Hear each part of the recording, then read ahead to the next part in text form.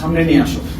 So I just did like this, and I was just crying.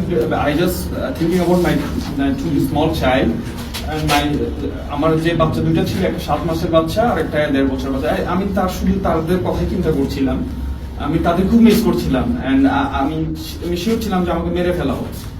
And তাদের থেকে আমি যখন জিজ্ঞেস করছিলাম, তারা আমাকে বারবার বলছে যে চিন্তা করিও না তুমি, এখানে আল্লাহ আমাদেরকে দেখবেন, হেল্প করবেন। সো তারাও বলছিল আমাদের ছোট ছোট বাচ্চা। আমি তাদেরকে তখন জিজ্ঞেস করছিলাম যে তোমরা কয় বছর ধরে এখানে? তো কেউ বলে 1.5 বছর, পাশে ও একজন ছিল, ও বলে ও 3 বছর, একটা 17 বছরের বাচ্চা ছিল, রাঙ্গুনিয়া থেকে ওকে গুম করে আনা হয়। এই পাশে আরো 2জন ছিল। এখানে এসে তখন এসে গেছে না, এবং আমাদের প্রত্যেকটা কমিউনিকেশন টোটালি ইশারায় হচ্ছে।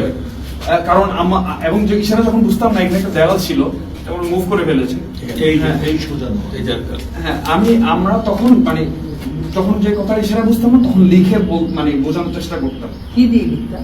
আমরা হাতের আঙ্গুল যে আমি নাম যখন বলতে আমি নামটা বুঝতে পারছিলাম না, তখন তারা এইভাবে করে বার ছিল, সাউন্ড করতে মানা করতো। ওরা যখন আসতো তখন সাথে সাথে আমরা আবার ব্লাইন্ড ফোল্ডে যখন আমরা আবার পিছন দিকে শুয়ে যেতাম।